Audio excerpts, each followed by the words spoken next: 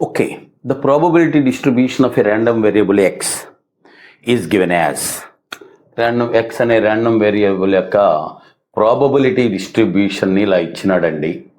x is equal to x such that is equal to k. Okay, 2 power 2x plus 1 by 2x plus 1 factorial, where k is equal to 0, 1 up to, sorry, k కాదు, x is equal, no problem, x is equal to this one. Then what is the value of k? అది అడిగాడండి. చూడండి, కొద్దిగా ఈజీనే, అది కష్టం కాదు, జాగ్రత్తగా చూసుకోండి. అయితే ఇక్కడ మీకు ఒక చిన్నది తెలుసుకోవాలి. ఇదండి సైన్ హెచ్ఎక్స్. ఎంత దీని value? Sign HX value X power 1 by 1 factorial plus X cube by 2 factorial, sorry 3 factorial plus X power 5 by 5 factorial and so on. తెలుసు అది మనకి. ఇప్పుడు అది అప్లై చేద్దాం. ఇప్పుడు దీంట్లో ఎక్స్ అంటే ఎవరిసిన 0 కదా. దీంట్లో చూడండి, కే అన్నిటికీ కామన్ ఉంటుంది.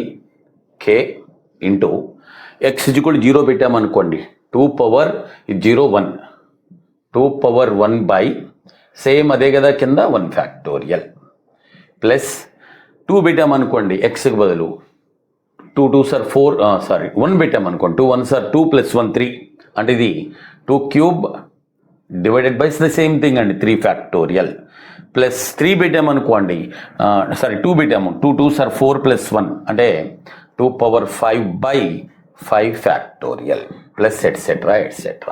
This is the probability, the total probability, you know that it is 1. మరి అంతే కదా అది. సరే, ఇప్పుడు దీని వాల్యూ ఎంత చూడండి. ఈ ఫార్ములాలో ఎక్స్ ప్లేస్లో 2 ఉంది, అంతే.